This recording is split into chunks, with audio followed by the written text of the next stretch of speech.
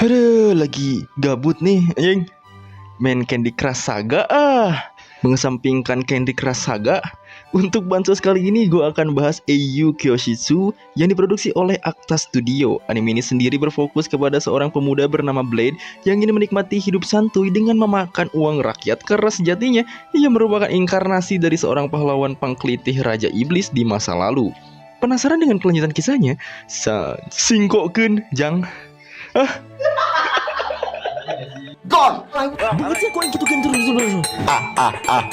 Banzing diawali dengan seorang pahlawan muda jadug yang sedang melawan Raja Iblis terkuat. Mereka saling balas serangan fisik dan metafisik habis-habisan.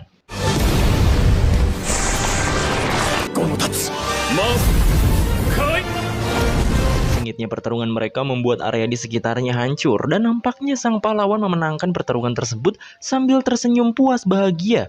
Ia pun ikut warfake bersama sang Raja Iblis.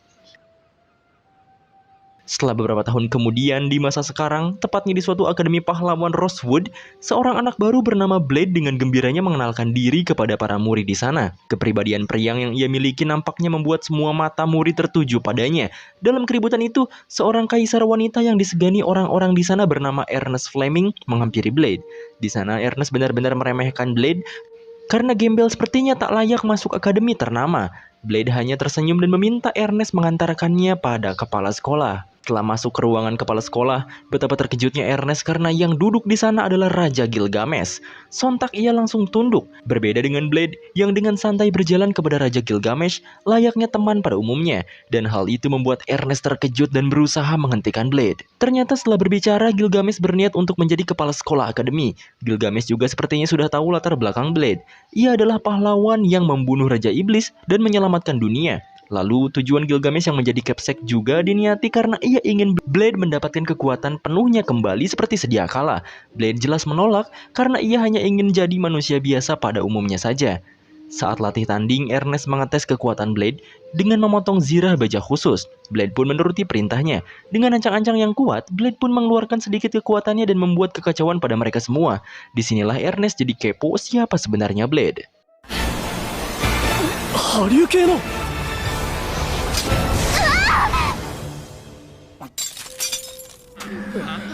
Setelah kejadian itu, Blade makan berdua dengan Ernest. Diketahui Ernest tidak memiliki teman karena banyak yang segan padanya. Maka dari itu, Blade dengan senang hati mengajaknya untuk berteman. Sehingga hal itu membuat Ernest memerah malu di hadapannya.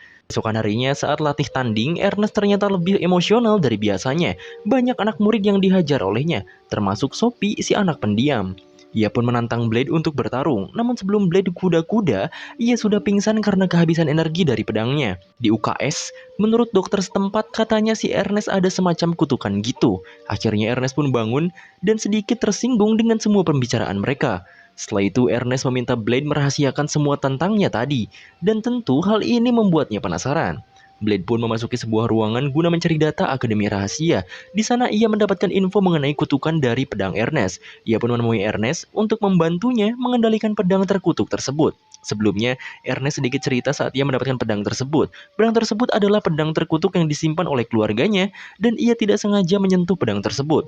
Awalnya pedang tersebut berusaha mengendalikan diri Ernest, tapi untungnya Ernest sedikit bisa menahannya sampai saat ini. Setelah itu, Blade pun memandu Ernest untuk membuat perjanjian dengan pedang Asmodeus tersebut. Maka dari itu, aura api dari pedang itu pun membara.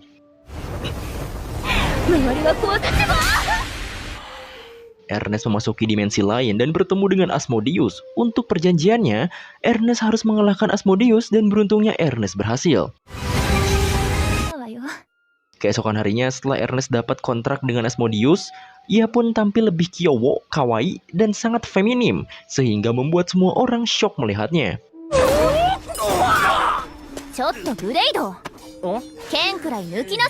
Keesokan harinya, Blade yang sedang mengajari para kroco tutorial baku hantam dihampiri oleh Ernest. Bukan untuk mengajak Blade mukbang sayur kecoa bersama, melainkan ia meminta Blade untuk memperhatikan latihan Sophie, si anak penyendiri. Ernest ingin Blade mengajarkan tutorial menggunakan pedang, karena dari dulu Sophie tidak pernah menggunakan senjata selain dari kedua tangannya. Mendengar hal itu, Blade pun menerima permintaan Ernest. Ia kemudian menghampiri Sophie lalu mengatakan bahwa dirinya akan mengajarkan suatu hal yang sangat berguna, yaitu teknik berpedang.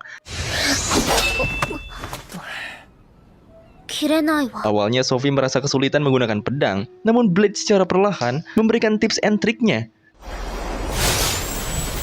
こんな風に。わかったわ。 Sophie yang sangat cepat tanggap karena dari dulu suka diberi SGM, akhirnya bisa dengan mahir menggunakan pedang. Bahkan setelahnya, Sophie meminta kepada si Blade ini untuk diajarkan hal lain olehnya. Setelah bermain-main dengan Sophie, Blade kembali menemui sang raja sekaligus Capsec Academy untuk membicarakan pencairan dana bansos. Gimana mau cair ya orang dana bansosnya dipakai buat berobat kakek? 悪かったな。 Sang raja mengatakan bahwa Blade belakangan ini sangat sering bersama dengan Sophie.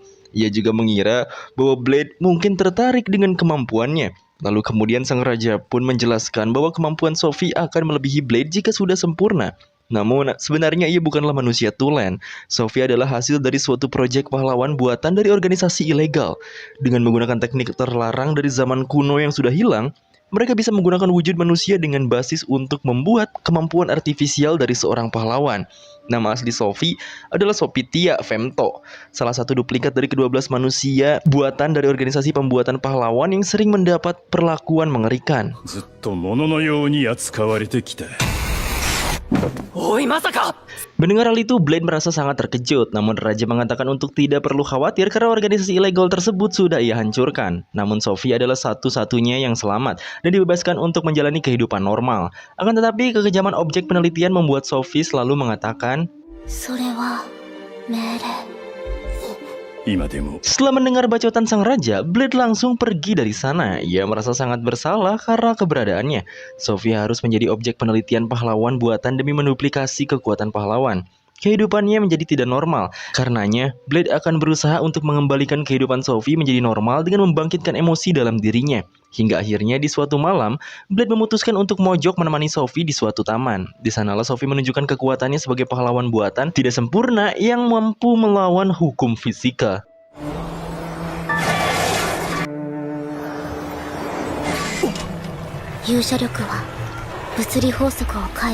Kekuatannya selalu terlalu besar, sehingga Sophie terkadang tidak bisa mengendalikannya. 重力操作。ソフィー。時間を止めることさえ可能。 Terlebih lagi, Sophie bisa mengendalikan waktu. Namun ia tidak bisa menggunakan kekuatan tersebut lebih dari 10 detik. Karena Sophie sudah mengungkapkan rahasianya kepada Blade sebagai seorang teman sejati. Akhirnya Blade pun mengungkapkan bahwa sebenarnya ia adalah seorang mantan pahlawan. Namun Blade sama sekali tidak menginginkan takdirnya itu. Ia terlahir di usia 3 tahun yang sudah diberkahi kekuatan mengerikan untuk membantai berbagai jenis momon. Namun semua itu adalah hal yang tidak diinginkan oleh Blade. Jika bukan untuk menyelamatkan dunia, Blade sama sekali tidak akan menjalankan takdirnya sebagai seorang pahlawan. Dan saat ini ia merasa sangat bersalah kepada Sophie. Sophie yang mendengar penderitaan masa lalu dari seorang Blade, kemudian menenangkannya pada saat itu juga. 自ら望んだのではなくても、あなたは勇者だったわ。 Beberapa waktu kemudian, Blade yang tengah lolodok santuy bersama Ernest, Sophie, dan juga Leonard seketika saja dihampiri oleh kelompok Jessica yang telah naik ranking menjadi seorang murid dari kelas teratas. おー、アンナ、私たちもいい？またアンナって。いいけど。ありがとう、アンナ。 Mengesampingkan kehadiran para NPC tersebut, Ernest kemudian menginformasikan sebuah kabar mengejutkan tentang rencana Pak Tua Gilgay yang akan menggunakan sejumlah binatang iblis dalam ujian Tamer mendatang. Sontak informasi dari Ernest itu langsung mensiunkan semua orang termasuk juga kelompok Jessica karena pada dasarnya kekuatan para binatang iblis sangatlah kuat seperti dinasti Banteng. それって俺たちの訓練用とか。まさかいくらなんでも。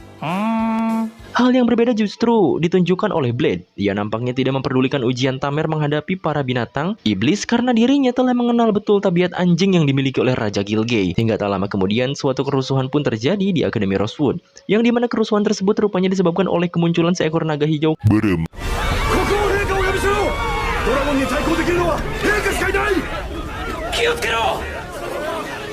Mengetahui hal itu, Blade pun langsung terpancing menghentikan sang naga hingga ia tidak sengaja menunjukkan kegacorannya sebagai inkarnasi pahlawan di hadapan semua orang.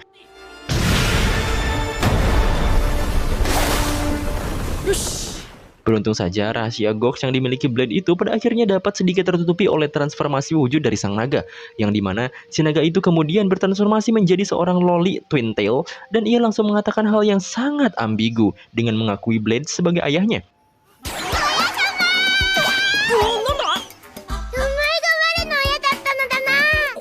Usut punya usut, situasi tersebut rupanya dapat terjadi karena si loli Twin Tail ini merasa Blade sangat kuat sehingga ia layak mendapatkan sebuah ungkapan penghormatan yang menjadi pedoman hidup wajib bagi ras naga. Terlepas dari situasi yang terjadi, Blade yang kemudian menemani si naga itu dengan nama Cu lain, lantas menerima laporan tentang siklus transformasi para naga dari Ernest. Dalam laporan Ernest, gadis itu mengatakan bahwa terbentuknya individual seperti Cu dapat terjadi karena jiwa dari ras naga akan selalu beradaptasi dengan meniru sosok yang telah mengalahkannya. Dengan kata lain, terbentuknya individual Cu sebagai seorang human dragonoid. Pada dasarnya dipengaruhi oleh kegacoran Blade saat ia menghentikan langkah brutal yang dilakukan oleh sang naga. 強さを求めて進化する本能かしら。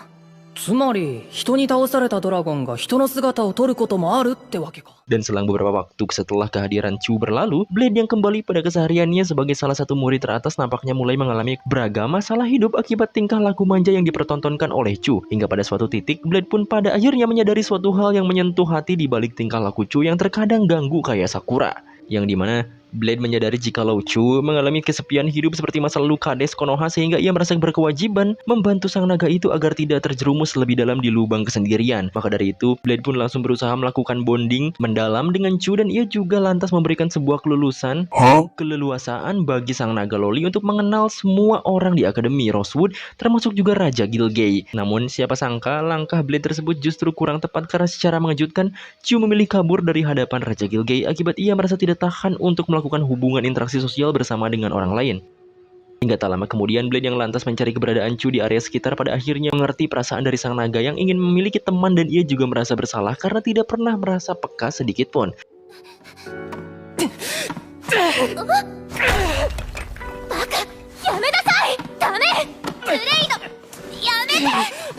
Dan seusai perasaan bersalahnya mereda, Blade yang kemudian curhat kepada Ernest lantas mendapatkan sebuah wejangan bijak ala seorang salih yang berjuluk Gust, yang dimana wejangan tersebut berisi sebuah saran untuk meminta bantuan kepada semua orang agar mereka beramai-ramai mengalahkan Cu demi merubah ego sang naga yang terlalu kandel kulit kontil. いいから黙って頼りなさい。私たちみんなを。 Alhasil, pada keesokan harinya Blade dan juga Ernest langsung mendatangi seluruh murid untuk meminta bantuan mereka semua. Dengan sedikit dramatisasi becrekan, permintaan bantuan untuk mengalahkan Cu itu nampaknya disetujui oleh semua orang tanpa terkecuali. Selepas semua orang berkumpul menjadi ormas yang satu, mereka pun lantas bersiap melakukan duel menghadapi Cu yang kini bertransformasi kembali menjadi seekor naga di hadapan sang Raja Gilgay yang tampak senang sambil berkata, "Jashu!"